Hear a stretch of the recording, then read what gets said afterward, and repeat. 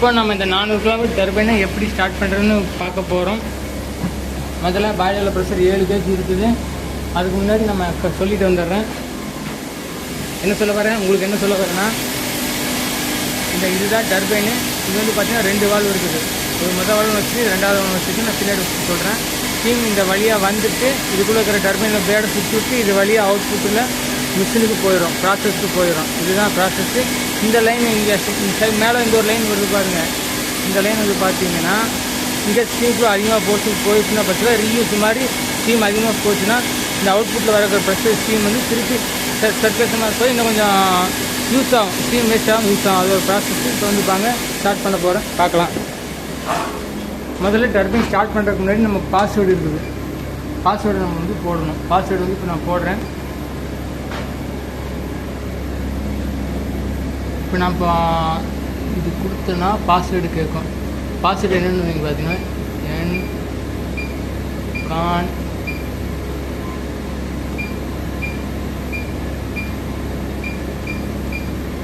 என்டரில் கொடுக்குறேன். இது கொடுத்தா பாஸ்வேர்டு ஓகே ஆகிடும். இது கொடுத்தா இதை விட்டு வெளியே வந்துடும். லிமிட் ஆகிடுச்சு. இப்போ நம்ம அங்கே முன்னாடி 2 வால்வு இருக்குதுன்னு சொன்னோம்ல, அது முதல் வால்வு வந்து பார்த்திங்கன்னா ஆன் பண்ணணும், முதல்ல ஓப்பன் பண்ணணும். அப்போ தான் ஸ்டீம் என்ட்ரு ஆகும். அது ஓப்பன் பண்ணுறதுக்கான செட்டிங் தான் இந்த சூழ்நிலை. இப்போ ஆன் பண்ணுறேன். ஆன் ஆகிடுச்சு. சவுண்ட் வருதுங்களா? இங்கே போனால் இந்த பக்கம் வால்வு பக்கம், இந்த பக்கம் வால்வு ஓப்பன் ஆகுது.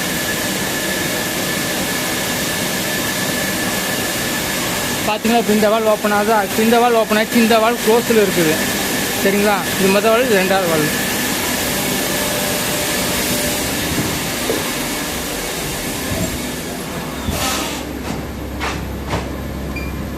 இப்போ வந்து பார்த்தீங்கன்னா பாய்லரில் வேணுங்கிற ப்ரெஷர் வந்துச்சான்னு பார்க்குறோம்.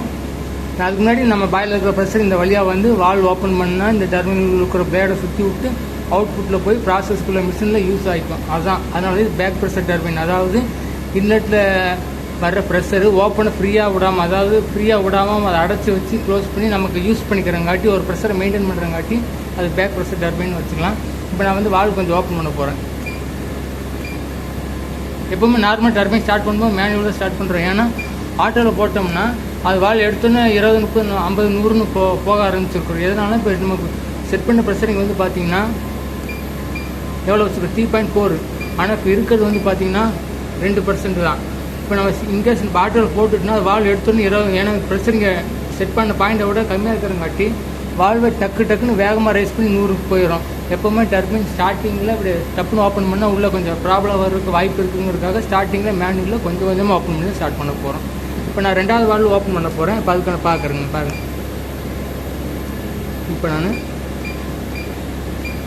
இப்போ நான் இந்த வால்வு வந்து 6% ஓப்பன் பண்ணிக்கிறேன். அதாவது மொத்தம் 100% வரைக்கும் ஓப்பன் ஆகும், 6% ஓப்பன் பண்ணிக்கிறேன்.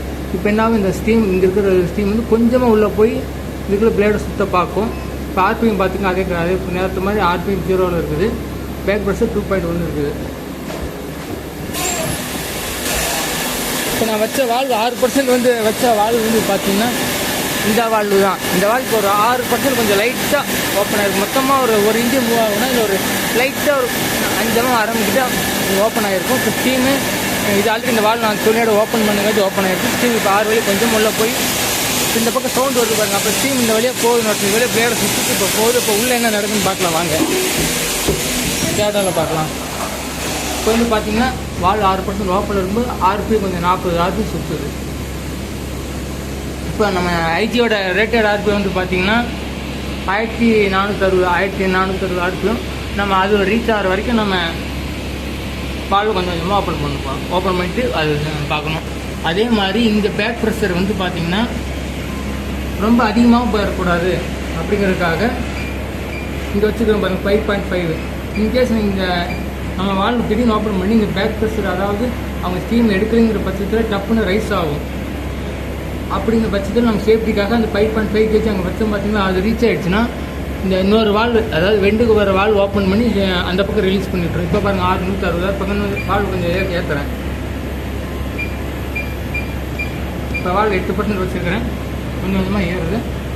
அதுக்கேற்ற மாதிரி இங்கேயும் 2 ப்ரெஷர் ஏறும், அவுட்புட்லேயும் ஏறும். இப்போ நமக்கு இங்கே இன்கமில் கொஞ்சம் ப்ரெஷர் ஆக்சுவலாக 10லேருந்து 12 வச்சுருப்போம். இந்த இப்போ கொஞ்சம் பவர் கட் ஆகிட்டு வந்தங்காட்டி இப்போ ப்ரெஷர் கொஞ்சம் டவுனாக இருக்குது. அதனால் ஆர்பிஎம் ஏறதுக்கு கொஞ்சம் மெதுவாகும். அதனால் இன்னும் கொஞ்சம் வால் கொஞ்சம் ரைஸ் பண்ணுறேன். இப்போ 10% வச்சுக்கிறேன். ஆர்பி ஏறிட்டே வரும். அதுக்கேற்ற மாதிரி அங்கேயும் நான் இப்போ என்னென்னு பார்க்குறேன் வாங்க. உங்களுக்கு இன்னொரு ஒரு ரூபா அது ஆர்பி ஏற உங்களுக்கு கொஞ்சம் எக்ஸ்பிளைன் பண்ணுறேன்.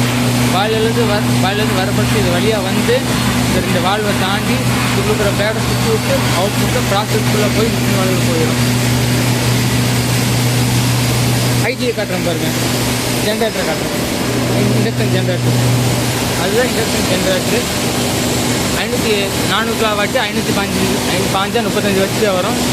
இது வந்து கியர் பாக்ஸு, இது வந்து டர்பைனு, இவ்வளோ பிளேடு இருக்குது. இது மேக்ஸிமம் அது 1500 ஆர்பிஎம் போனால் இது 7000 ஆர்பி கிட்ட வரும். கியரை ஸ்பீடை வேறு என்ன சொல்கிறது, ஸ்பீடை ரெடியூஸ் பண்ணுறதுக்காக இந்த கியர் பாக்ஸ் வச்சு அந்த வழி கப்ளிங் வழியே ஐடிக்கு போகுது. இப்போ உள்ளே போய் பார்த்துடலாம். ஸ்டீப் ஃப்ளோ இப்போ எவ்வளோ போயிட்டு பார்த்தீங்கன்னா 9.8 டன் per hour இருக்குது. இப்போ பார்த்தீங்கன்னா 570 ஆர்பிஎம் வந்துருக்குது. 10% ஓப்பன் பண்ணிவிட்டு இன்னும் கொஞ்சம் ஓப்பன் பண்ணுறேன். ஓப்பன் பண்ணிக்கிறேன்.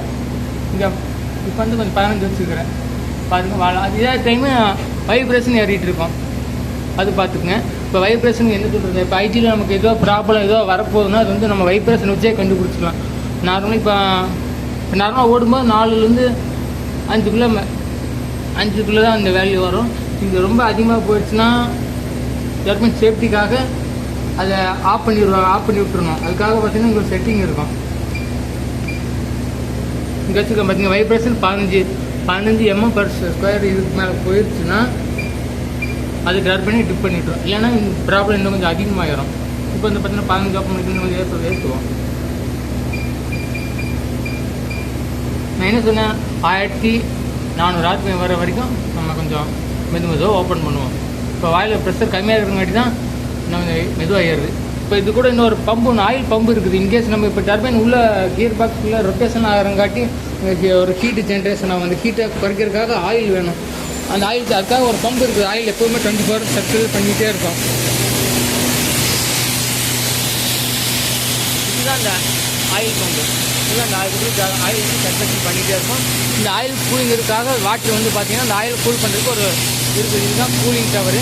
இதில் வந்து பார்த்திங்கன்னா இதுலேருந்து வர தண்ணி இது வழியாக வந்து இந்த இருக்கிற ஹீட் எக்ஸ்சேஞ்சரில் போயிட்டு வரும். அதில் வந்து டர்பைன் ஆயிலோட ஹீட் இந்த வாட்டரில் எடுத்துக்கிட்டு அங்கே போயிட்டு அந்த வாட்டர் ஐட்டம் கொஞ்சம் கூல் பண்ணிவிட்டு இதில் வந்து சர்க்குலேஷன் மாதிரி ஆகிட்டே இருக்கும். இப்போ அந்த பக்கம் போய் பார்க்கலாம். கொஞ்சம் வீடியோ சேர்க்காச்சுன்னா மன்னிச்சுருங்க. இப்போ தொடர்ந்து ஆர்பி ஏர்வேல பாருங்கள். இப்போ நம்ம இன்னும் கொஞ்சம் ஃபுல்லாக ஓப்பன் பண்ணுவோம். இப்போ நம்ம பாய்லர் ப்ரெஷர் கம்மியாகிறங்காட்டி ஸ்பீடு ஏறதுக்கு கொஞ்சம் இதாகுது. இப்போ நான் ஒரு பம்பு சொன்னேன் பார்த்தீங்களா, அதுதான் அந்த ஏஓபி மோட்ரு. அந்த ஏஓபி மோட்டரோட இப்போ என்னென்னா நார்மலாக இப்போ ஈபியில் சப்ளை மோட்ரு வந்து ஓடிட்டு இருக்குது.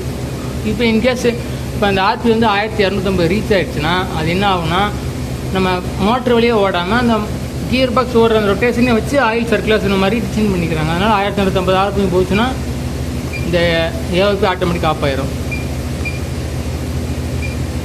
இந்த வால்வு எப்போ ஓப்பன் பண்ணுற ஸ்டீம் ஏற மாட்டேங்குது.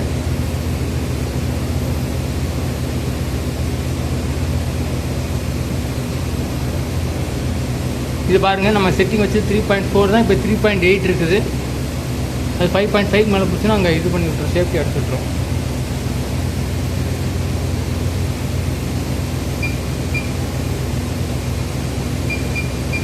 கொஞ்சம் ஓப்பன் பண்ணுறேன்.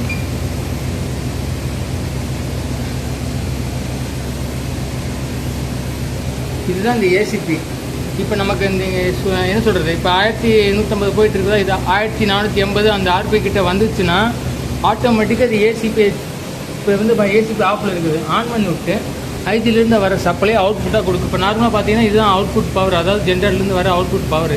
இப்போதைக்கு 0 கிலோவாட் தான் போயிட்டுருக்குது. ஏன்னா நம்ம இன்னும் மோட்டர் ஸ்டார்ட் பண்ணல, இன்னும் சார்ஜும் ஆகலை.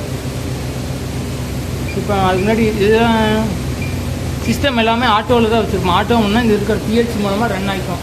இப்போ ஆட்டோனா என்ன சொல்கிறது, 1500 ஆர்பிஎம் வச்சு ஏசிபி ஆட்டோமேட்டிக்காக ஆன் ஆகிக்கும். அதே மாதிரி கெப்பாசிட்டி பேங்க் ஆட்டோவில் இருக்குன்னா அது ஆட்டோமேட்டிக்காக பவர் ஃபேக்டரியில். இப்போ நமக்கு ஏபிஎஃப்சி எதுக்காக வச்சுருக்குன்னா, நம்ம ஐயோ ப்ரெஷர் வேறு டவுன் ஆச்சு, டர்பைன் ஸ்டார்ட் ஆகாமல் தெரியல, வெயிட் பண்ணுவோம்.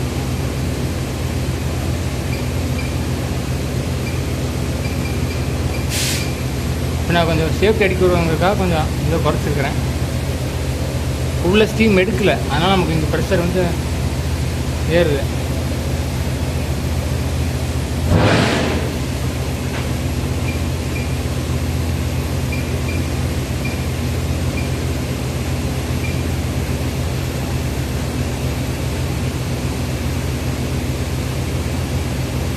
அவங்க ஸ்டீம் எடுத்தால் பரவாயில்ல, ஸ்டீம் எடுக்க மாட்டேங்கிறாங்க.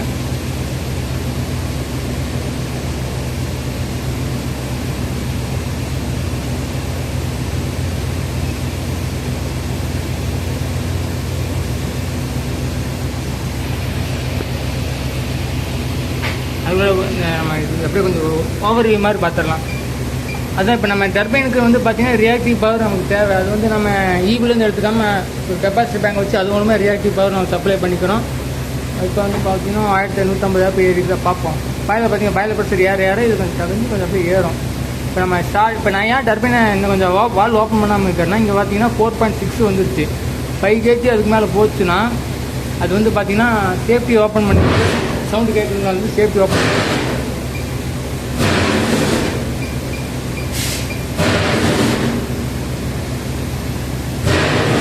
ஸ்டீம் எடுக்க மாட்டேங்கிறாங்களே.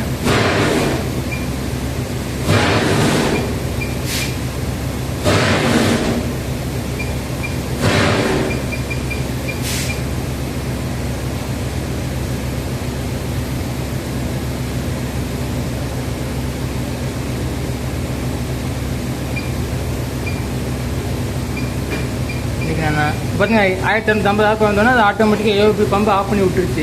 இப்போ பாருங்கள் 1350 இருக்குதா. இப்போ 1450 போச்சு ஏசிபி சார்ஜ் பண்ணிடுற சவுண்டு உங்களுக்கு ஒன்று கேட்கும் பாருங்கள். ஸ்டார்ட் ஆகிடுச்சு. இப்போ வந்து பார்த்தீங்கன்னா பவர் வந்து பாருங்கள் போயிட்டுருக்கு, 14 கிலோ ப்ளஸில் போயிட்டுருக்கு. இப்போ வந்து டர்பைன் ஸ்டார்ட் ஆகிடுச்சு பாருங்கள். இப்போ அவங்க ஸ்டீம் உள்ளே எடுத்தங்காட்டி அவங்க ப்ரெஷர் டவுன் ஆகிடுச்சு. இப்போ நம்ம வந்து பார்த்தீங்கன்னா என்ன பண்ணோம்னா, இப்போ நார்மலாக பாருங்கள், இப்போ மேனுவலாக ஓப்பன் பண்ணி 35 இருக்கா. இப்போ நான் வந்து ஆட்டோவில் போட போகிறேன். ஆட்டோவில் போட்டுட்டுனா அதுவே வால்வை இங்கே செட் பண்ண பாயிண்ட்டுக்கு ஏற்ற மாதிரி வால்வ் ஓப்பன் பண்ணி க்ளோஸ் பண்ணிக்கிறது. இது எல்லாமே இந்த பிஎல்சி மூலமாக ப்ரோக்ராமில் பண்ணி வச்சு இது பண்ணிட்டுருக்குது. இப்போ வந்து பார்த்தீங்கன்னா பவர் ப்ளஸில் 23 கிலோவாட் போயிட்டுருக்குது. சரி சார், இப்போ வந்து அங்கே வந்து வரேன், அங்கே காட்டுறேன்.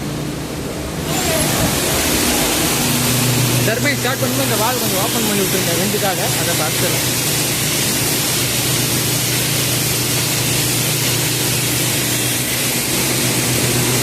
பாருங்க ஜென்ரேட்டர் ஐடி வந்து ஓடுது.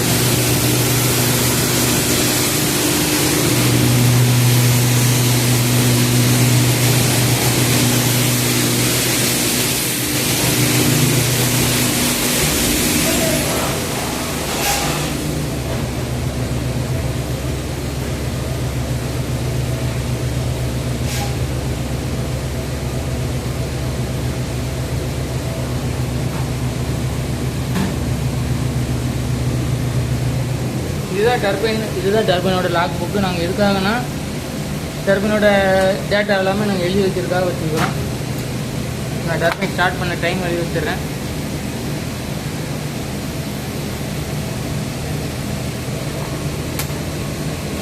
இதில் நம்ம என்னென்னா bus unit pressure, test pressure, steam flow, power எவ்வளோ ஜென்ரேஷன் ஆகுது, அதெல்லாம் டெம்பரேச்சர் எல்லாமே நாங்கள் நோட் பண்ணி வச்சுப்போம். இதெல்லாம் இப்போ வந்து பார்த்தீங்கன்னா இப்போ பாருங்கள் செட் பாயிண்ட் வந்து நான் 3.4 வச்சுருக்கோம். 3 தான் இருக்குது அவுட்புட்டில். அதனால் வால்வு பாருங்கள் கொஞ்சம் கொஞ்சமாக அது ஓப்பன் பண்ணிட்டு ஆட்டோமேட்டிக்காக ஓப்பன் பண்ணிட்டு வருது. இது எல்லாமே ஆட்டோமேட்டிக்காக நடக்கும் பாருங்கள். அதுக்கேற்ற மாதிரி இந்த வால்வ் ஸ்டீம் அதிகமாக உள்ள வால்வ் ஓப்பனாக இங்கே பவர் அவுட்புட்டில் பவர் ப்ளஸ் ஆகிட்டே போயிட்டே இருக்குது.